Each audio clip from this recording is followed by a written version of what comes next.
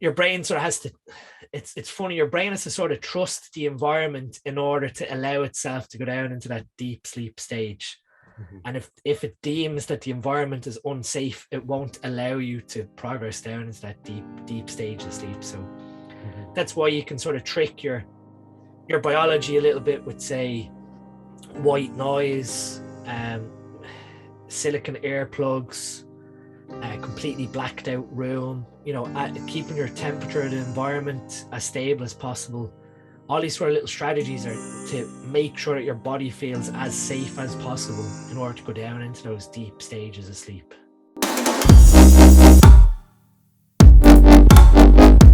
Hi everyone, and welcome back to another episode of the podcast. Today I am joined by Dr. Dean StMart, and I cannot wait to pick your brain about some of the stuff that we're going to talk about today. So thank you so much for coming on the podcast.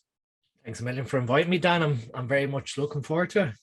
Yeah, no, thank you very much. I think the first thing that I really want to ask is, how did you get into the realm of the sciences behind things? So where did the interest for the doctorate come from? That's a really good question. I think I've said it before. Originally, I did want to become a medical doctor when I was in my sort of teens, going through like secondary level education. I think that the whole fascination with science probably came, if I'm being honest, that I've probably never been asked this on a podcast, is from my uncle. My mom's brother. He was big into science. He was doing a science degree, and when I was growing up, he was sort of my idol. So I think just naturally, just followed behind, and he'd often show me science books and chemistry things, etc.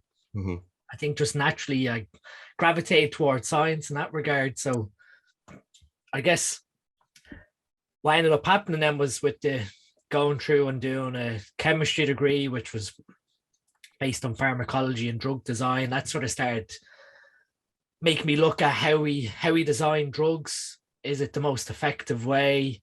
It exposed me then to like thinking outside the box with functional medicine. And then I guess as an artifact of that, I started applying that sort of pharmacology and functional medicine to bodybuilding and getting bodybuilders to start thinking, how can we address some of the problems in our industry by going straight to the root cause? So I guess, yeah, it's very interesting. It all started probably with my uncle and that fascination of your idol sort of influencing where you go in life.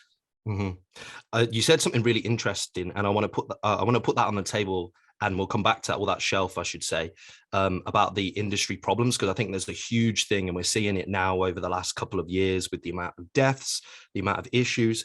But let's get into the beginnings of bodybuilding for you. Where was that? Where was the step in the door? I guess I started originally with a background in like martial arts and soccer and Gaelic football. And then I had quite a bad injury kickboxing during training that sort of led to my right ankle getting smashed. So I started using the gym more so as a rehab method, but then I started to like fall in love with the whole idea of how your body changes when you're training in the gym, when you're doing like a structured bodybuilding routine.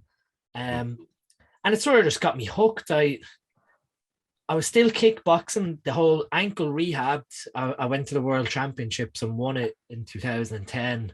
And then after that, you sort of realize, okay, that's like a box ticked. I've won the World Championships. I can, happily move out of kickboxing knowing that, I've got that achievement ticked off. And I sort of set my eyes then on a bodybuilding show. And this was 2011. And after that first sort of year of competing, I done the BNBF, and then I done the Irish IFBB nationals, and sort of I was hooked. And then I ended up competing like 2011 all the way to 2017 was the last time I competed. So I done like six or 7 years in a row.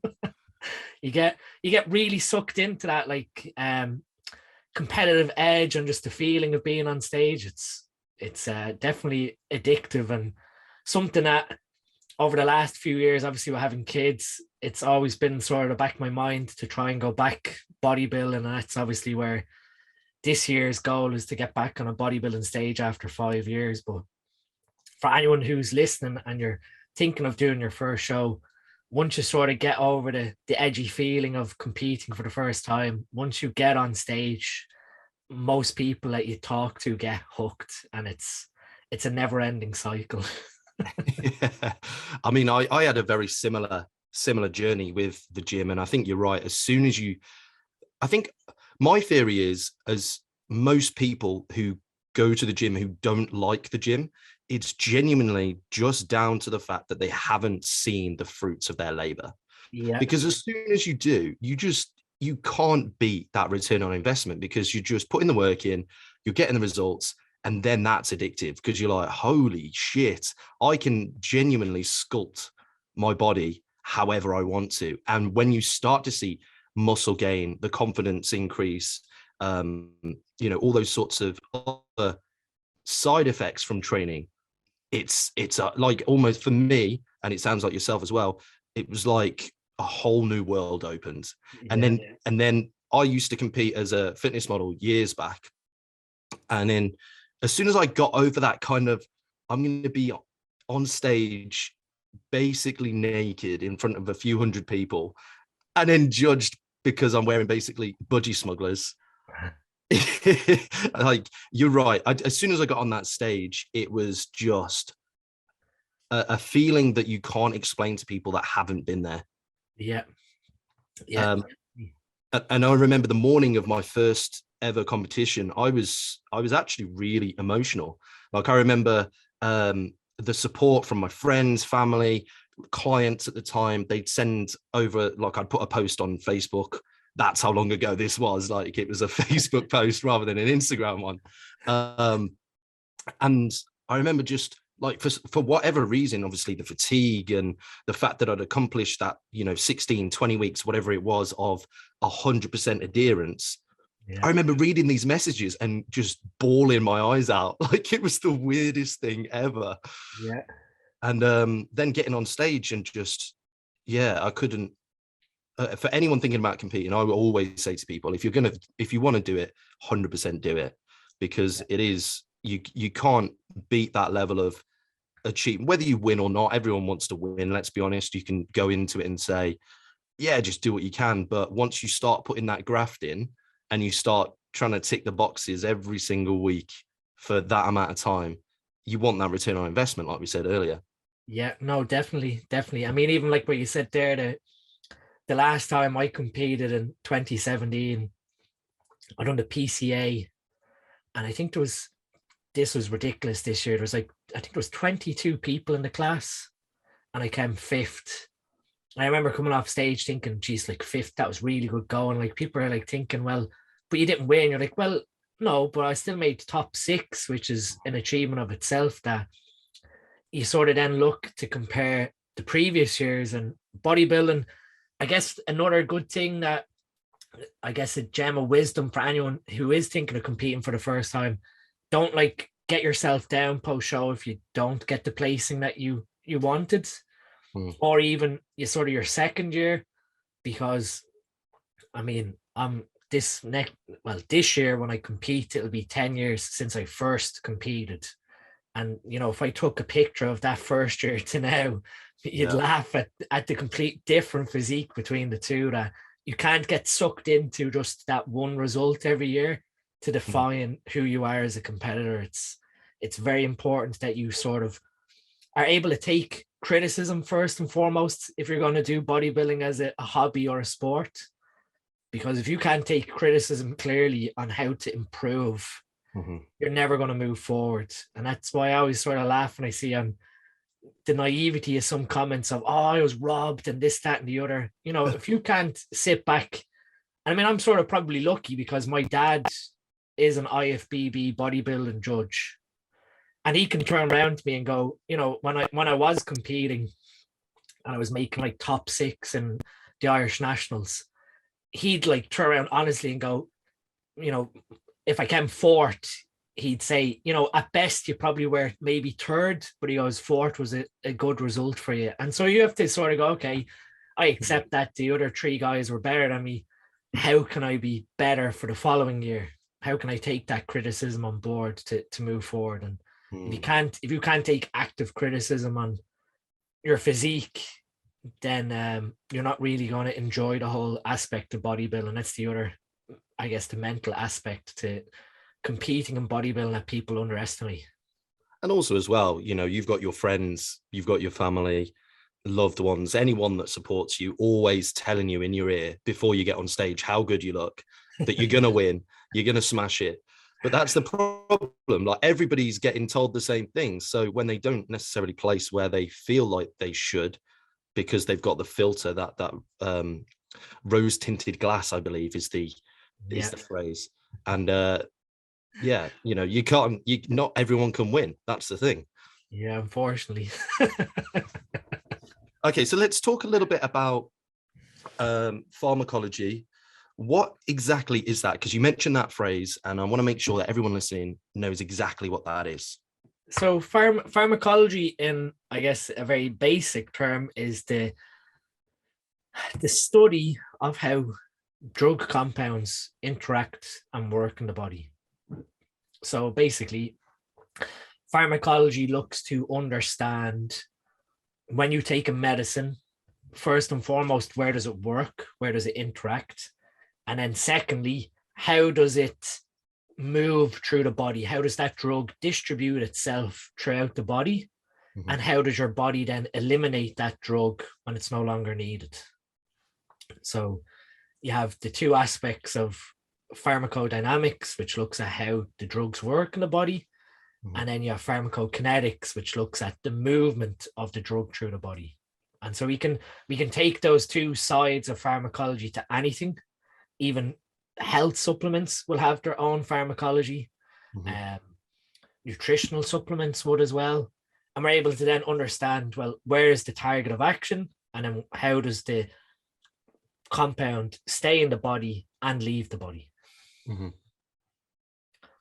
So I guess I sort of start to introduce the concept of pharmacology in a more accessible way, I guess, towards anabolic steroids, and also using pharmacology to explain how certain health supplements or nutritional ingredients actually work in the body. What's their biochemistry? How do they actually implement themselves to generate an effect?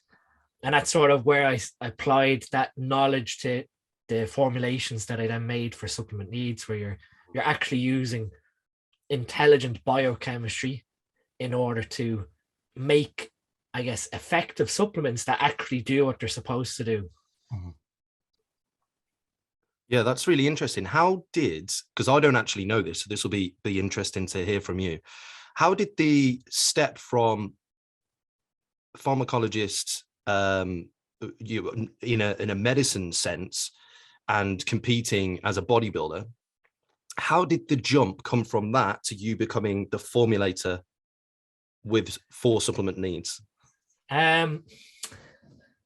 So originally, all the sort of formulations that have come from supplement needs over the years were originally just ingredients that I used personally myself when I was competing. Mm-hmm. And for example, the sleep stack, the 6 ingredients for the sleep stack were actually chosen by me when I worked as a chemical engineer, and I had to work a month of day shifts and a month of night shifts. I remember when I started on shift work, I had to figure out, how am I going to support my sleep with prepping for the Irish national bodybuilding shows? And, with a month of night shifts into a month of day shifts, your body was just constantly changing circadian rhythm. So it was, I realized from, say, the first month into shift that I had to really understand how sleep works. If I'm going to be able to recover properly by sleeping solid through the daytime to prepare myself for night shift, I need to understand how sleep operates in the body. What's the biochemistry? What's all the root cause questions of how you sleep and stay asleep? Mm-hmm. And I started to realize, serotonin was very important for getting you asleep. And then melatonin, your body's own production of melatonin while you're sleeping, is important for you to stay asleep. Mm-hmm. So those two aspects, when I started to understand that, I was able to implement the 6 ingredients of the sleep stack personally, and my sleep was completely changed. I was able to sleep like from 9 a.m. in the morning till 4 p.m. in the evening, or I could sleep from 10 p.m. at night to 5 a.m. in the morning. So it didn't matter whether it was morning or night, I was sleeping the exact same way. And obviously that has a big impact then if you're prepping, because you still want to have optimal cognitive function, so that when you go to work at nighttime, your brain is haven't had the best sleep. You're sort of, your cognitive functions improved, so you're able to do your job properly. But also the physical benefit that you're able to recover and train adequately as well. So addressing that sleep deficit for me was sort of my first entrance into applying biochemistry that I knew to myself, Mm-hmm. to improve my own athletic outcome. And then I guess as time went on, I became friends with Lee, who owns Supplement Needs, and I seen that he was starting his own supplement range, and I just started to present to him formulas formulas of products that I was buying, like say the CV stack, the heart stack. I was buying 11 different tubs of different ingredients and open each tub every day to take one out. And I said to him that something has to exist on the market whereby you just have one tub, Mm-hmm. everything's in it. You might have to take out a couple of capsules, but that's it, you're done. Mm-hmm. And that's where, after I gave him the idea for the sleep stack, we developed liver stack, the CV heart stack, the Ashtrag flow, which was the kidney and blood pressure stack. We started to figure out, let's create just one product for each sort of health system.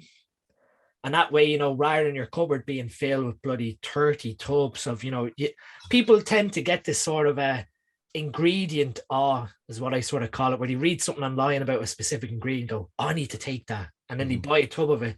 Yeah. And sooner or later, your cupboard's just filled with just single tubs of single ingredients that, yeah, I don't know about you, but in the past, I'd be like, even if I had like a pill box, it would take me an hour to fill a month's worth of of supplements, because I'm taking one out of each tub and then the next tub that definitely. Heart stack, CV stack, liver stack, Ashtrag flow. You literally take four capsules out of liver and Ashtrag flow and 6 out of heart. You're done in less than 10 seconds. So it's even the convenience of that was sort of one of the big buy-ins for creating the range with Supplement Needs. But I guess, I've often said a lot of the formulas that we've made with Supplement Needs were originally made for me, for my own health, that when I started to speak out against some of the problems that are in this industry and how we can sort of correct it, it just made sense to make it more readily available to people. And Lee and Supplement Needs was the perfect vector in order to get that knowledge out. I had when I was competing back in the day, you're talking 2014-ish to 2016, 17. I exactly the same. It was tubs and tubs, pill boxes and pill boxes. I had a whole kitchen cabinet just like full and I just literally have to unpack it all to like start packing it up. And like, honestly, that was more of a task than the like food prep and training, was just going through the tub boxes of stuff. And then when you realize you're suddenly out of one of the, like, the magical ingredients, like you've said, of the thing that you read online that is the next big thing, or it helps do a micro factor of something which gives you, when you run out of that, then the stress level of like trying to whiz around and go get that ingredient again. And yeah, I mean, the whole industry has changed, and people like you, we have people like yourselves to thank for that, because the supplements that we used to have back in the day, everything was isolated, whereas now we've got formulated with the exact dosage. Because that was the problem. You could get stuff that was kind of a blend, but then the ingredients weren't necessarily, that the dosage of each ingredient wasn't necessarily optimal for what you were trying to achieve. Yeah, I mean, you're touching on like people are now probably more savvy to the supplement industry towards proprietary blends, which are like legally you have to label everything on your nutrition information. Well, you can do sort of like an intellectual property protection, in that you could call it like a, you'd see it on fat burners, fat burning matrix, and it'd be just like caffeine, green tea, raspberry ketones, but they're all just listed in one big sort of matrix against, say, 1,000 milligrams. But the way you read a proprietary blend was whatever was listed first was probably the most, the highest containing ingredient within the blend. So out of that 1,000 milligrams, 400 of it could be caffeine. And then as you get down through it, the more sort of exotic fat burning ingredients are becoming less and less. And, a sprinkle of this ingredient in, to the point where you're sort of questioning, is it even in the product? Just cracked black pepper a couple of times over the top. Yeah. And I mean, that was one of the things when I joined Supplement Needs as the formulator. Was I said to Lee, we're never ever going to do any sort of proprietary blend. Even we released a greens powder, Greens Plus, and it was probably the first one in the market where it was fully disclosed. Absolutely every single green ingredient, there's like 37 ingredients in it, was disclosed on the label of how much we put into it. Rather than, a greens formula is a classic example of a proprietary blend. If you have a greens formula at home that you're taking, look at it, it's more than likely proprietary blend, and either spinach, chlorella, or spirulina are probably the main ingredients you're getting in your greens drink, and everything else afterwards is a little sprinkle. So that was important to me for transparency, to show people what you're taking is exactly what's on the label. And that was a big thing that I wanted to change personally in the industry, was that no company could release a proprietary blend unless it was for intellectual property reasons. If you have this magic ratio of certain ingredients, then you want to protect that magic ratio. But a lot of formulations are based off science, so you dig deep enough, you'll start to see what are the optimal dosages for certain ingredients. So even then, a proprietary blend, in my mind, doesn't serve any purpose anymore other than confusing the consumer and protecting profit. Yeah, definitely. You mentioned, let's go back to your sleep, because there's two things that you said there. One, the fact that you managed to prep whilst doing that sounds rough. And obviously, sleep is such a huge part of recovery, and also just as a mindset point of view as well. When you're struggling with sleep, you're waking up, you're already fatigued before you start your day. It's a nightmare. But I'm also aware that some people might not know what our circadian rhythm is. Yeah.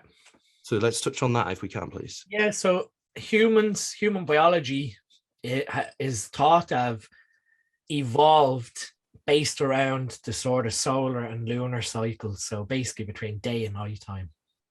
And so we have certain enzymes in our body that run off what are called clock genes. So that your body's intelligent, it runs on a clock. So certain processes will run according to the clock of the day. So your body knows that it's morning time, and then it knows that it's evening time. And the simplest example of this is your body has two hormones, cortisol and melatonin. Everyone probably knows cortisol is sort of the stress hormone, and melatonin is your sleep hormone. So your body runs off a 24-hour clock, whereby in the morning time, your body makes cortisol to wake you up. So it's a stress hormone that wakes your body up, that fight or flight response. And then your body makes melatonin at night time to calm the system down, get your brain ready for sleep. So that's probably the most common way of explaining the circadian rhythm. The other side would be your digestive system. Your digestive system operates pretty much on a circadian rhythm basis as well.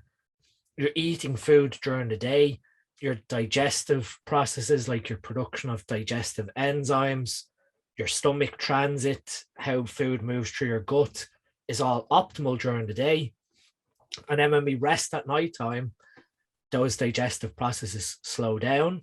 So again, you would rarely wake up in the middle of the night to have to use the bathroom to poo, because your digestive system, your whole body, the peristaltic movement, how the muscles in your intestine move, slows down at night time, so that when you wake up in the morning time and you make that cortisol to wake you up, that gets everything moving again, and you'd have your bowel movement upon wake. So that's basically, when you work night shift, you're going against this circadian rhythm. So some months, if you're doing like a rotational basis like me, where you're doing month of day shift and then a month of night shift, during a month of night shift, you're trying to go against the circadian biology that you're operating on during the daytime. So you're now trying to sleep during the day when your cortisol is hitting its peak in the morning time as you're trying to go to sleep. You're trying to work through that melatonin secretion that's happening at night time. So, 11 o'clock at night, when you're working night shift, your body's biology is trying to make you fall asleep. So when you're working night shifts, you're trying to override what your body's trying to make you do and do the opposite based off, say, a daytime biology. So again, when you're working night shift, your digestive system is going to slow down. So up to a point of, say, maybe 12 or 1 in the morning, you can probably get away with eating. And then between, say, 1 and 6 in the morning, your digestive system is going to slow down. So you have to be very mindful that if you're eating food during that time, that it's food that's not going to have a huge impact to your digestive system. So if you're eating very, fat-rich foods, your liver is not going to make enough lipase to break down those fats. Your digestive tract is in your intestine, that is not operating as fast as it normally would. So it can leave you feeling quite full and sick, and can cause an imbalance to how your body's storing fat molecules. So it can contribute potentially later on down the line to heart disease. So we start to see some of the health detriments that people experience when they work night shift. And the unfortunate side of it is that when you start a job that works night shift, you're given, an introductory lecture, you could say, from occupational health on, okay, so you're working night shift. These are sort of your tips on what we'd advise you do. And I remember, like, when I started to figure out all this stuff about properly sleeping, optimizing your digestion for night shift, etc., that what you're being told when you start night shifts was probably contributing to disease later down the line, because of half the stuff you're being told potentially were strategies that would cause carcinogenesis. So later on down the line, your biology is going to become a little dysfunctional and might end up with deficits in your health. So you start to, have skewed lipid metabolism. So your cholesterol's all over the place. Your poor sleep. So again, your brain function, if you're not getting adequate REM sleep, your sleep is almost like a detoxification process for your brain to clear out debris, form new memories and consolidate that day's information. If your sleep isn't optimal with night shift, you're potentially not, how I sort of view it, is recycling information out of the brain, recycling dead debris that potentially later on in your life, that debris will build up and potentially contribute to, say, something like Alzheimer's, where we have that beta amyloid plaque not being cleared out of the brain effectively. So you start to see that night shift, how it's taught as it stands, could probably be more optimized. And I remember, like, saying to other engineers at the time, oh, this is what I do. And they're like, oh, that makes a lot of sense. And then, I started telling them about the sleep stack and the ingredients I was using before even supplement needs existed. And they're like, oh, I'm going to give that a go. And even the other 2 engineers that tried it, again, they were like, this is crazy how this is working. Like, you take the 6 ingredients, as you get in the door that morning, give yourself about half an hour to wind down after work. By about 7:30, I was falling asleep. No matter what you could try, your body's biology and the biochemistry of what you give in your body is sort of allowing what you sort of delayed during the night shift to catch up. And like I said, with even working night shift and prepping, even when you're prepping and you're sort of only getting 4 hours, 5 hours sleep because of the hunger, because of all the other increased metabolic efficiency and stuff like that, I was still managing to sleep at least 6 solid hours, wake up feeling completely refreshed, ready to go do my afternoon cardio, you could say, before work, and be like completely set up to the next day where I wasn't really experiencing any sort of mental deficit or even energy deficit with night shift. Yeah, I mean, I did but we're talking 10 years ago now, though. I did a phase of night shift work, and I did not manage that well at all. Like, I can remember, I mean, I didn't even get a little lecture that you've just described there. I had to learn from guys on the job. And obviously those guys, great guys, but not experts in the field of circadian rhythm or, any kind of science. It was just what they've done and how they've managed. And I struggled. Like, I couldn't get a full 6 or 8 hours sleep. It was 4 at most, 5 maybe, if I was real tired. And then I was still, I finished at 6:30 in the morning, get back for about 7, and then stay awake for a couple of hours just to wind down, like most people would do after they get back from work. And then I'd just be awake by sometimes midday. So I think it's really interesting, actually. And I know a very broad question, but what few pieces of advice would you give people that are currently working night shifts against their own circadian rhythm?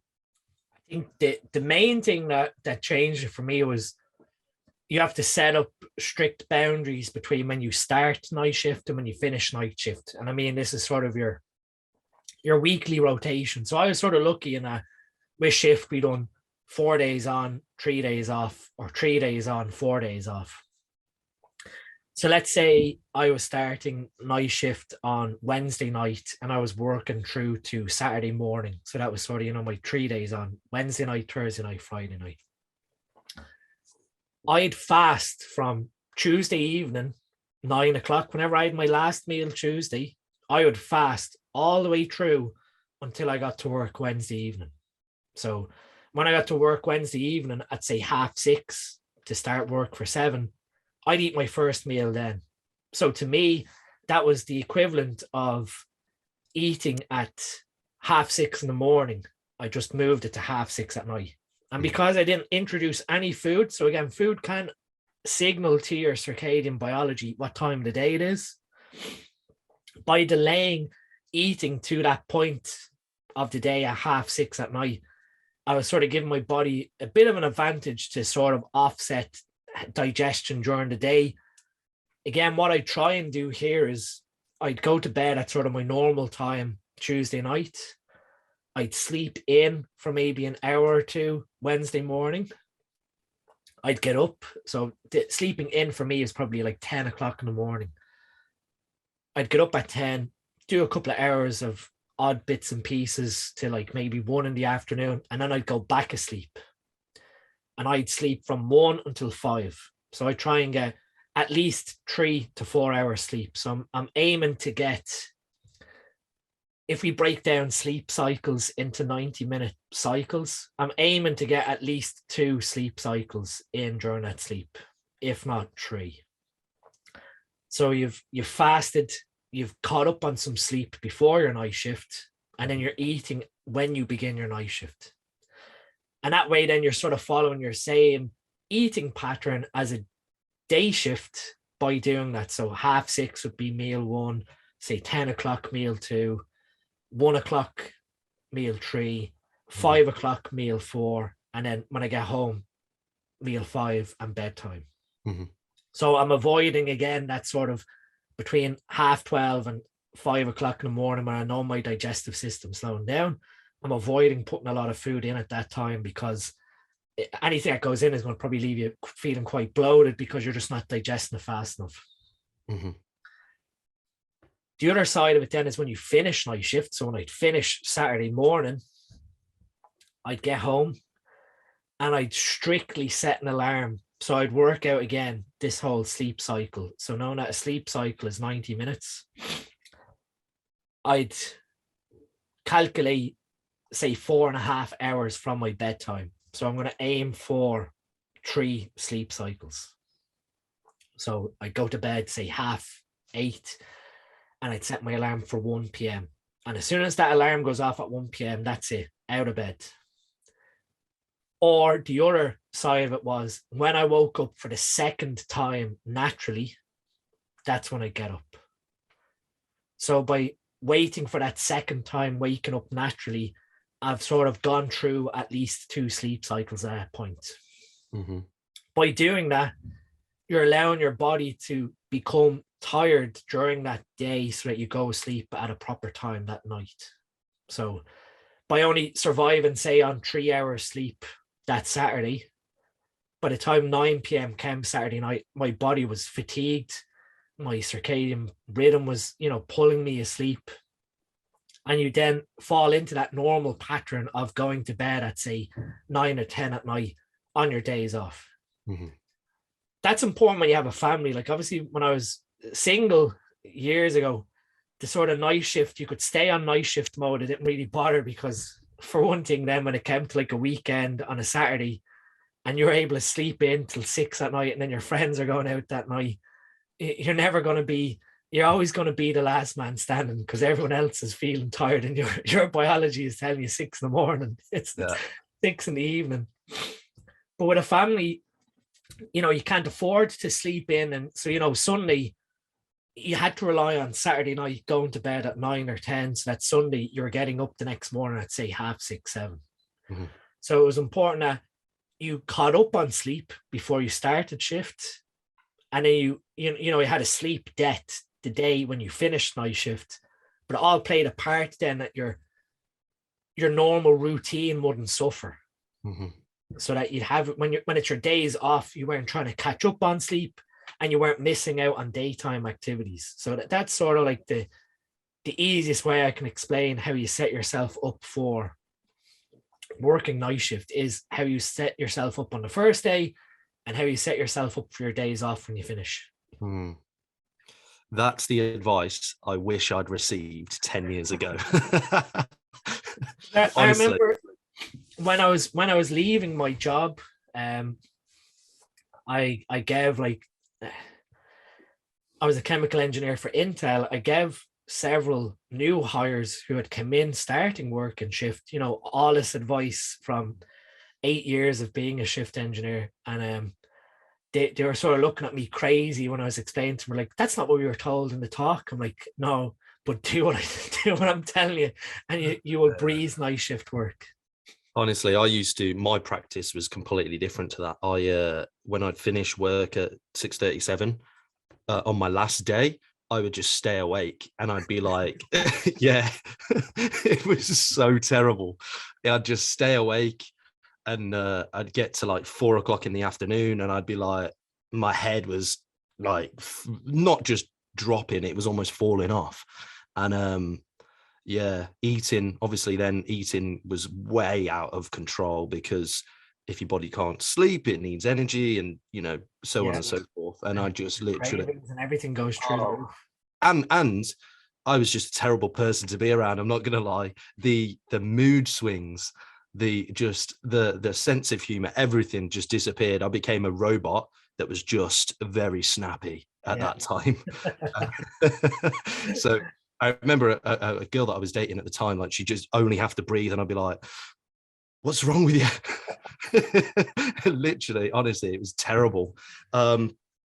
Okay, so let's talk. You mentioned there about sleep cycles and I don't think people will necessarily know what that is. So we're talking rapid eye movement, sleep cycles. I'd love to hear you talk in depth about that. Okay.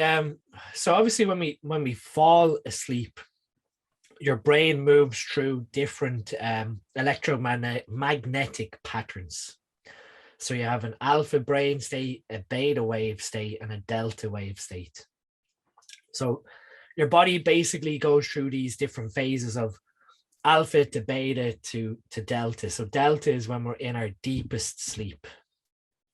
And so your brain's activity moves from a sort of half asleep, half awake state into an asleep state, and then into a further sort of deep sleep state where you're experiencing dreams in your deep sleep as well as in that rapid eye movement. So we sort of class it as four stages mainly: awake, light sleep, deep sleep. I mean, you've gotten enough deep sleep, you move into rapid eye movement, which is REM sleep. And again, that all works off circadian biology. Your brain is designed to get itself as quickly down into the deep sleep stages in the earlier part of the night. So that's between sort of like 8 and 1 a.m. is when your body's going to experience its greatest, deepest sleep. And again, that's got to do with the light and dark cycle. So obviously the darkest point of the night is between those two time periods. And then from there, once your body's sort of worked its way out of deep sleep, that probably the most physically restoring process of sleep is deep sleep, because you're secreting growth hormone and other sex hormones that help recover the body. Your brain switches its focus then to your actual brain health. So during rapid eye movement, you're starting to consolidate memories from the day before. You're trying to consolidate information you may have learned in the past. And that's sort of where your brain's trying to make sense of what reality is showing you the day before. Mm-hmm. It's also important because you have lymph that flows through your brain. So just like your body, you've got a lymph system that carries all your immune cells. You have a lymph system in your brain, which is called microglial cells. And these lymph cells, these immune cells, clean away debris in our brain. So bits of dead cell, etc., that can, that part of normal aging and daily processes is that some cells of your body are going to die, and your body has to remove and break those down. So your body's doing that while you're moving through this REM sleep. You're cleaning out all this debris to sort of freshen your brain, I guess, to make more space available for more memories, etc., to follow the following day. So it's important that we get an adequate balance then between our deep sleep, which is physically restoring, and REM sleep, which is mentally restoring. And you'll often find,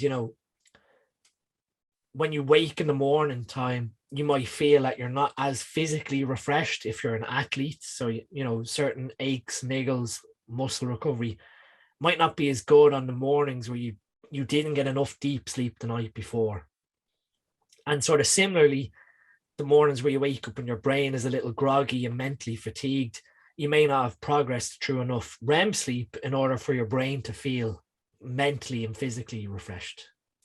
So with sort of the two of them, deep sleep and REM sleep, you can sort of incorporate small strategies to improve the two of them, but it's heavily genetically influenced. So one of the things that keeps you asleep are your adenosine receptors.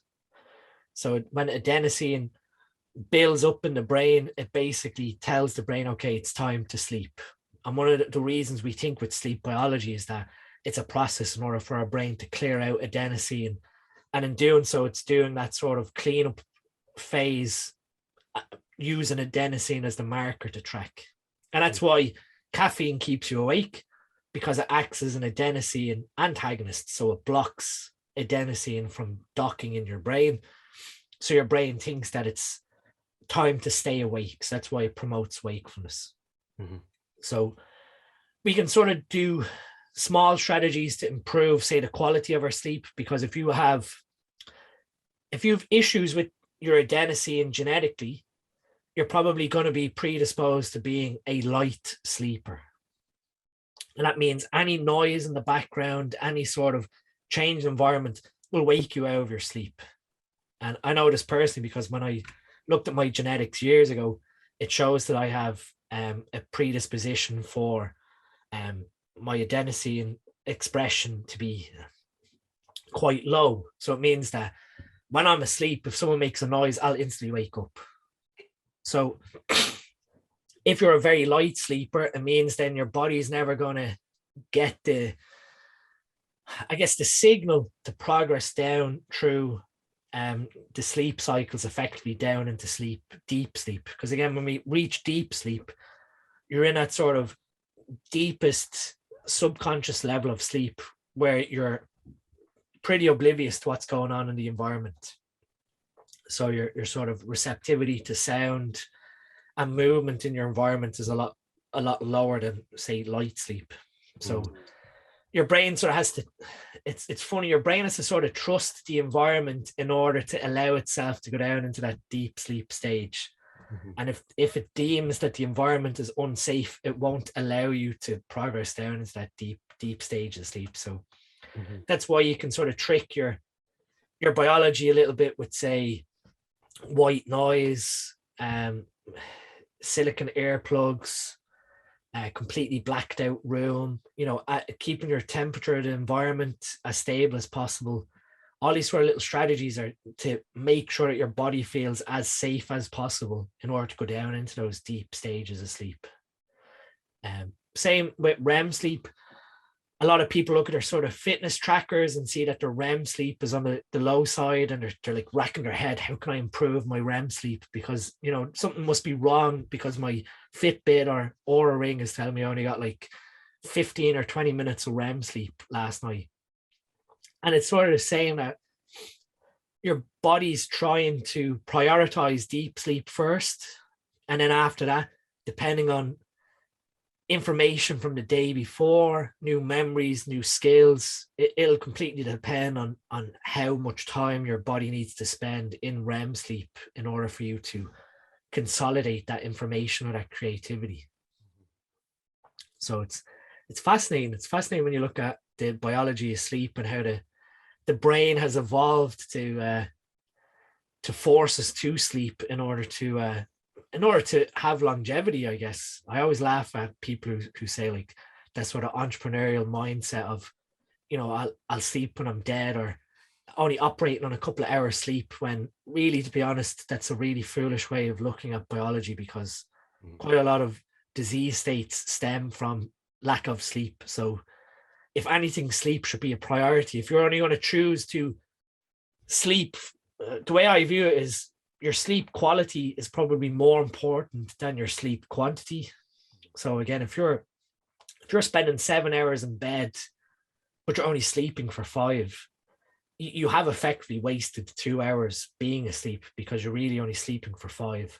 So the quality of your sleep really matters when you get to sort of, if you're only going to sleep for 5 or 6 hours a night, if that's what your body genetically likes, you want to ensure that sleep quality is sufficient. So you get adequate amounts of deep and REM sleep during that short sleep period. So anyone here who sort of is listening and has this mindset of, sleep being a detriment to their daily life, it's really not when you view things in the long picture. That you want to ensure that when you do sleep, you're getting as much quality out of that sleep period as possible, so that the following day's activities and even sort of the future week's activities aren't knocked on by that lack of sleep.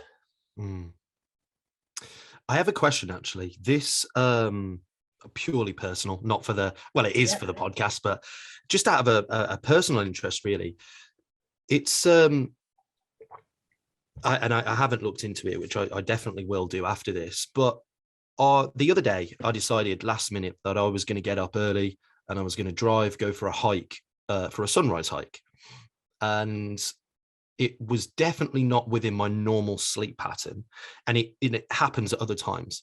Why is it that sometimes when we need to wake up for something special, or we're excited to wake up for something, that we'll wake up before our alarm, or 5 minutes before we need to get up? How does that happen?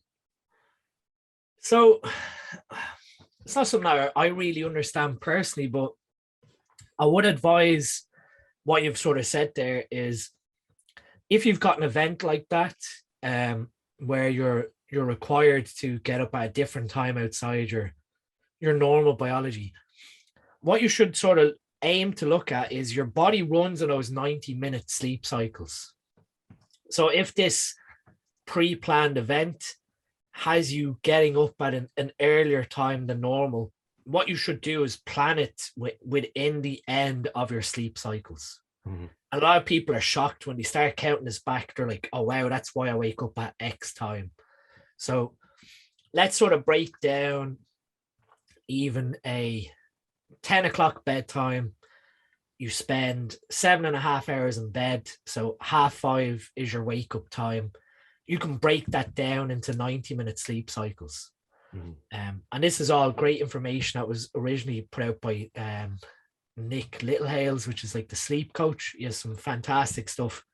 But this even makes sense, and you can try it personally.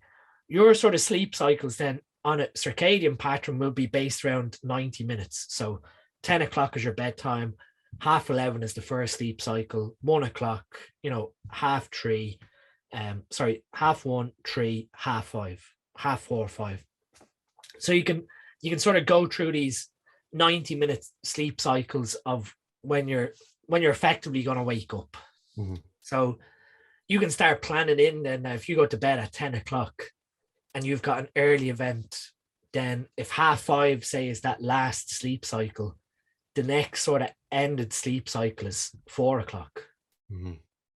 And if you go back again, an hour and a half from that, you're getting to 2:30. So you can start to see where your body runs off this sort of circadian clock. And I got caught out with this recently. We took a trip to Birmingham with the two boys, and we had to leave the house by 4 o'clock. So I'd set my alarm for 3:30, thinking, went to bed at 10, 3:30, and may or may not get to that sort of 4 o'clock, Mhm. which would be sort of around the edge of my normal sleep cycle. And sure enough, 2:30 came when I woke up.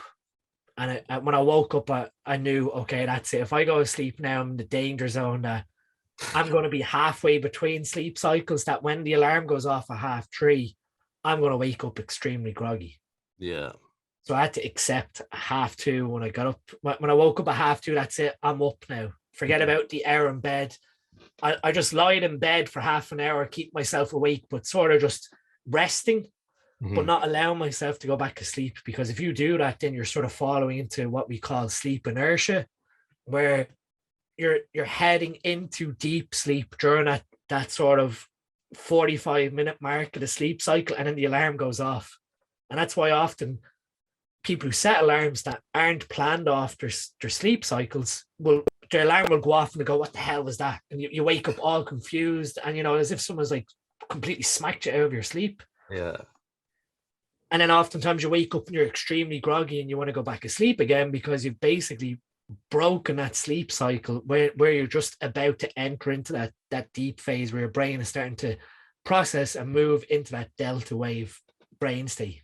Mhm. So when you're sort of doing events like that where you're waking up really early, plan out 90-minute markers of where's the most appropriate time for me to wake up the next morning based off your target time for waking up. And I probably should have set my alarm for maybe 2:30 that time rather than 3:30, and just accepted that I have to get up at 2:30. But I thought maybe I might get to maybe 4:45. The car is fully packed up, just wake up, throw my clothes and out the door we go. But sometimes your biology says otherwise, and you have to accept. And that's why, especially even for physique competitors, if you're suffering with, say, insomnia as prep goes on, and you're waking up every day at 4 o'clock in the morning and you can't get back asleep, or when you do get back asleep, your alarm's going off then, say, for work, and you're waking up extremely tired, you're probably better off getting up at 4 based on what your circadian biology is telling you, and then making up for that sort of sleep cycle you're missing with a nap, either late afternoon or during your lunch break, where you're catching up on your sleep, as opposed to forcing yourself back asleep and leaving yourself I guess not starting your day off in the right. So if you're waking up very groggy, you're not you're not really going to operate to the best of your mental capacity at the very start of your day, because your brain's still trying to pull you back asleep, because you've interrupted that brain state of what your body was trying to do with your alarm. Mm. It's interesting you mentioned that. Actually, I've never really had any troubles with sleep until the last month or so. So I have had to introduce like a nap to try and keep up and catch up. But I really struggle with a nap. Like I think it's the timing of it. I don't know whether I I mean, I basically just sleep. Like I don't nap. Like I'm a very deep sleeper naturally. So when I try to have a little power nap, you know, whether it's that 90-minute window, that 20 minutes, whatever I can get, when I wake up, I am definitely not at the end of a sleep cycle. Because when I wake up right in the middle of deep sleep. I can tell, because even without an alarm, I don't know how it happens, but I am confused. I don't know what day it is, what year it is, what my name is, who I am. Like and because of that, I've just given up on the whole nap thing. So what would your how can you improve that process? I think when it comes to naps, the main thing you have to be with a nap again is strict. You're either going to settle in on a 20-minute power nap where you don't allow yourself to go to sleep. So you basically stay in like an alpha brain state where you're almost daydreaming with your eyes closed. And that can be enough to help mentally refresh your brain away from sort of the mental tasks you're doing while awake. And that's sort of where a power nap, a 20-minute power nap might only buy you about an hour and a half, 2 hours of wakefulness. And that's where people might couple it with, say, an adenosine antagonist like caffeine. So you take your caffeine. Caffeine takes about an hour to 90 minutes to get into your system. Mm-hmm. So you'd sort of take your caffeine, in this case, maybe a cup of coffee, drink your cup of coffee, wait a few minutes, maybe 20 minutes, go lie down. And by the time you sort of get to the end of that strict 20-minute nap, the caffeine's in your system, so that when you open your eyes from that sort of alpha brain wave daydream state, the caffeine's kicking in as a stimulant to then get you sort of through for maybe a 2 or 3 hour window of wakefulness. And that can be useful for people who are on night shift, that you time this sort of 20-minute nap in the middle of the night, say 1:30 on your lunch break, where you drink a cup of coffee 1 o'clock in the morning, 1:30, after having your lunch, lie down for 20 minutes, set an alarm on your phone to go off. As soon as that alarm goes off, eyes open, go about your task. Don't even think about it. And most of the time, that's enough to get you from, say, 2 o'clock to the end of the shift at 5:30, 6. As for like daytime napping, you're probably 90 minutes is probably your sleep cycles vary anywhere from maybe 70 up to 2 hours, 70 minutes to 2 hours. So your sort of deep sleep cycle might be just beyond 90 minutes, that when you're planning a proper sleep cycle nap, you might have to give yourself 2 hours, whereby you're allowing your body to come out of that deep sleep phase, so that when the alarm goes off at, say, the 2 hour mark, you've passed through that sleep cycle into the light phase of sleep, that you're not waking up groggy and your body's gone through that fully restorative brain process. And it could be just that your sleep cycles are a little bit longer than that 90-minute, that hour and a half window that most people's are, that you're just, I guess, when the alarm's going off, you're just hitting that point of deep sleep, where if you give yourself another half an hour or 20 minutes, you might pass out of that deep sleep stage, and when the alarm goes off, then you're going to get the benefit of the nap. Yeah. Okay. Well, we'll give that a go. But I've tried it for years at different times. I've when, especially with prep was a nightmare. I needed, like, I was just suffering by early evening, late afternoon. Like I was a walking zombie. I tried it a few times then, same sort of principle. It was just whether I had a 20-minute or I think it's just the timing. Like you say, I don't know whether I've figured out my exact sleep cycle duration. Yeah. So I definitely would wake up and it was just be more tired and be like, well, that was a complete waste of time. So talk to me a little bit now about, so I've seen that over the last few months, you've been putting together an education portal with supplement needs. Yeah. And I'd like to know what areas you're going to be covering and the detail and level of education, essentially, that people are going to get from that experience. So supplement needs education, SN education, stemmed from an idea that me and Lee had to have a open resource to just, I guess, educate people on the supplement needs products.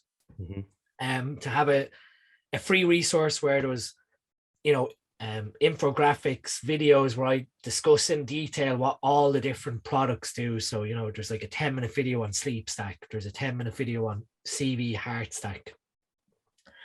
And it all just started as an idea there to just educate the consumer on even, snippet videos on what is whey protein, what's a proprietary blend. It was supposed to be a really basic insight to the supplement industry for our consumers. And then the idea stemmed to why not branch out and actually start offering almost like continued professional education or continued professional development, like CPD. No one was sort of offering this in-depth level of education other than maybe third level qualifications for, say, PTs. And even then, the content that was being delivered was probably not even to a high professional standard. So I started to put together a team with Lee on what I consider, we've got 8 people who are, in my mind, experts in all of their fields. So I brought Stephen Casti came along, and he's a nutritionist and prep coach from Scotland. And he started to basically, we co-founded the site with Stephen Mealy, and Stephen co-founded it. And we put our heads together on who could we choose that would represent sort of the areas within the site that we felt would be best for educating, say, personal trainers, but also clients. And one of like the main ethos behind SN education was, I don't want anyone to be afraid of asking any question, whether it's to someone like me or whether it's to, say, a coach, a client, a personal training client should be able to turn around to their coach and say, well, why are you prescribing X, Y, and Z? Or why are you telling me to do this? If they don't feel comfortable about it, and be able to receive, a very in-depth professional response. So SN education came about that we'd cover areas from nutrition, training, rehab, performance enhancing drugs, mindset, and the coaching process, and a specialized female education health area. And I basically chose who I knew would be good representations. So we have Stephen, who's a nutrition. He's done his qualifications through Mac Nutrition, etc. I have Danielle Casely, who's a registered dietitian and specializes in female hormone health. Danielle's husband, Aaron Casely, that everyone knows probably as Mofo Mechanic on Instagram, who was originally a professor for rehab and physiotherapy. I have Simon Hook, who's a chiropractor and also a physique education coach. So he treats the likes of James Hollingshead, etc., in terms of chiropractic. Louis Blackmore, who's a very good online coach who specializes in stuff like Stoic philosophy and getting clients to understand the mindset of change and habit formation.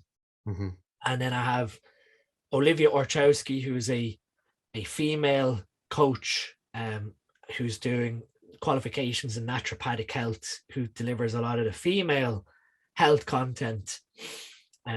to effectively get females to understand, training considerations, say when they're pregnant or postpartum. A level of education that I feel is missing, that a lot of education portals online tend to really focus around performance enhancing drugs. And while that's a great pull point, and I see this personally with SN education, it's also important that we're delivering other aspects of education that, it's not just about PEDs, that people understand, what's the correct way to set themselves up for a squat or a deadlift. And we've got all that information underneath the training from a biomechanics perspective, say from Aaron or from Simon. What are some of the common rehab or prehab conditions that they see?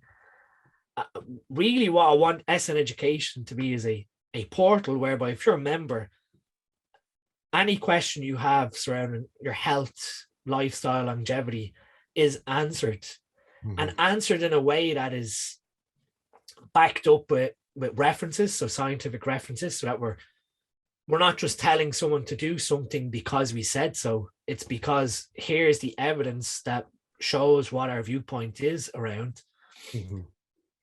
And again, like I said, I want people to be able to question, even in the realm of PEDs, that, of people discussing. We've got a very interactive forum that's broken down into all these sections that they can ask questions. We have even a closed female forum section whereby you have to be granted access. So really, even from like a political correctness point of view, having a female only forum might be, frowned upon, but I want a community within SN education for female members to have a closed forum where there's no male influence, that if someone wants to discuss, quite sensitive topics like amenorrhea or training considerations if they're pregnant, or what supplements can I take, or I've taken X, Y, and Z PED, I need help, that they get that, I guess, unbiased or non-judgmental comment back from, say, Danielle or Olivia, with the science of, what you've done there isn't exactly correct, and because X, Y, and Z. And try and encourage, even females to question some of the practices that, like you said, we've seen a lot of people die in the last year, both males and females.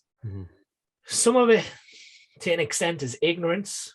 So they're choosing to ignore some of the detriments of what bodybuilding and fitness can bring. But there is a level of naivety that people are just listening to what they're being told. And again, that comes back to, if they knew better, if they have access to that education that tells them, this is wrong because, and this is probably a better way to do, because you're upskilling that client to, like I said, question practices.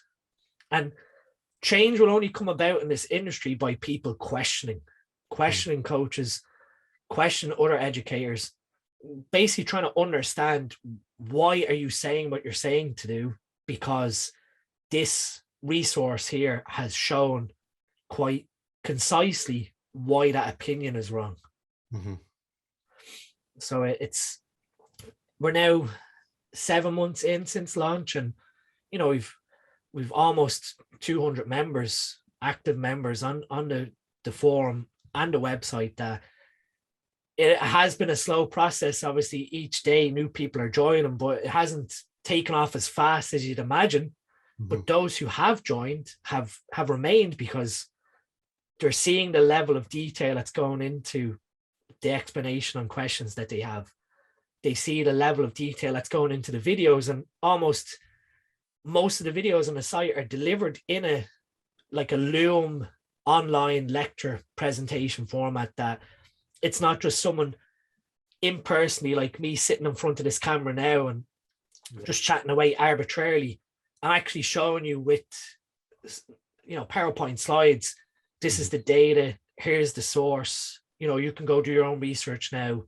That it is almost like a professional qualification. That's, without going down that route, this is what I sort of want as an open access education platform for anyone to join, have a question, to upskill themselves, even say on female health, that there's a library of like 50 professionally delivered lectures on female health.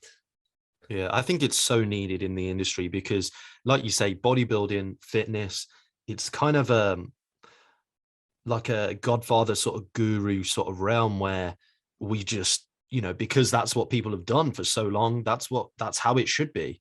And looking at the science and having that moment to take a step back and go, well, actually, is it the best way? Could we be doing things in a more healthy, sustainable manner? Or could we be doing it in a more productive manner? And I think that having people such as yourself and the education platform is such a huge thing, and it's so needed, especially with what we've been exposed to over the last 12 months. Like you said, like people are experiencing the negative side effects of said behavior. So I'm so glad that you came on, mate. I've been really looking forward to this. I also realized that we didn't get a chance to touch on gut health. So if you would be so kind, I'd love for you to come back on and we'll talk about gut health, because that's such another important segment of what you do and what we need to know as people that just train in the gym and being healthier individuals. But thank you so much for your time and coming on and sharing your knowledge with everyone. Absolute pleasure, Dan. Really appreciate it. No, thank you very much for coming on.